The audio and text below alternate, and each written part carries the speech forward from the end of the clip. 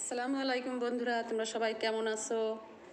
আশা করি ভালো আছো। আমিও তোমাদের দোয়া ও আল্লাহর রহমতে খুব ভালো আছি। তোমরাও ভালো থেকো, আমি সেই দোয়াই করি। তো দেখো, এখন রাত অনেকটা বেজে গেছে। আমার দুইটা মেয়েকে আমি বললাম যে তোরা একটু ভাত টাত খেয়ে নে, সবজি আছে, ভাজি আছে, তারপরে ভাত আছে, সাদা ভাত, তোরা একটু ভাত খা। কিন্তু না, তারা এখন ভাত খাবেন না। তারা মহারানী, ওনারা এখন ওনাদের ইচ্ছা এখন দুইজন দুইটা ডিম পোস্ট খেয়ে রাত্রি যাপন করবেন। ভাত নাকি খেলে তাদের স্বাস্থ্যবান হয়ে যাবে তারা বেশি বেশি। কিন্তু ওরা একদমই চিকন। আমি বলি সবসময় যে তোরা একটু সবজি, একটু ভাত, পেট ভরে ভরে ভাত খাবি, খেয়ে আমার মতো মোটা গোলুমোলো হয়ে যাবি। কিন্তু না, ওরা চায় যে আমার মতো মোটা গোলুমোলো তারা হবেই না। আমি নাকি চলি না এই সমাজে। এই জন্য ওদের ফিগার নায়িকা নায়িকা হওয়া লাগবে। যার কারণে এই যে খুব জোর জবরদস্তি করে আমাকে দিয়ে এখন এই যে ডিম পোস্ট করালো। তা দেখো, এই যে ডিম পোস্ট কড়াইটা আমি আজকে পরিষ্কার করেছি, তো যার কারণে তেল লেগে আছে। এই জন্য হচ্ছে যে কড়াইটা খুব সুন্দরভাবে গরম হয়নি, ডিম হচ্ছে যে লেগে যাচ্ছে নিচে। তারপর দেখো হাতাতেও একটু ডিম লেগে গিয়েছে।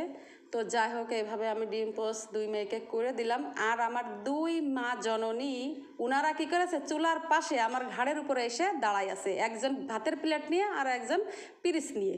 তো দেখো তাহলে ওদের কি বলতে হয়, এত বড় বড় মেয়ে, একটা পড়ে অনার্সের ফার্স্ট ইয়ারে আর একটা পড়ে ক্লাস 9-এ।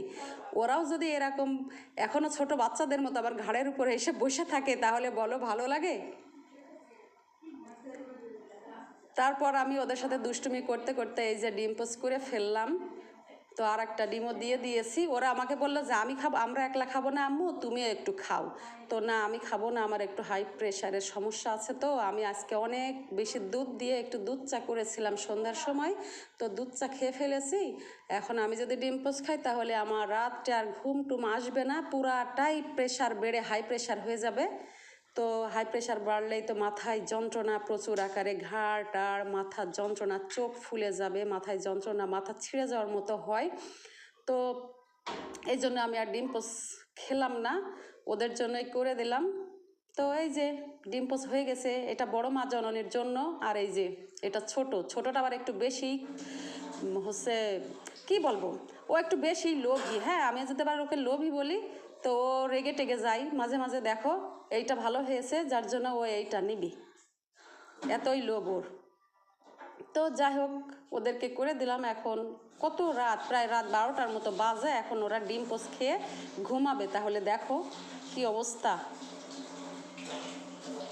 এই যে আমার ভাত প্লেটে ভাত বেড়ে দেওয়ার আগে আমার ছোট মেয়ে, উনি ভাত বেড়ে রেডি, এখন চুলোর কাছে যে দাঁড়াই আছে, আম্মু ডিম দাও ডিম দাও করে। তো যাই হোক, এই অবস্থা। তোমরা সবাই ভালো থেকো। জানি প্রত্যেকের ঘরেই হয়তো বাচ্চা কাচ্চা আছে, ওরা এভাবে ডিস্টার্ব করে। যাই হোক, ভালোই লাগে বাচ্চাদের আবদার, মাঝে মাঝে শুনতে মজাই লাগে, ভালোই লাগে। ঠিক আছে, তো তোমরা ভালো থেকো। আল্লাহ হাফেজ।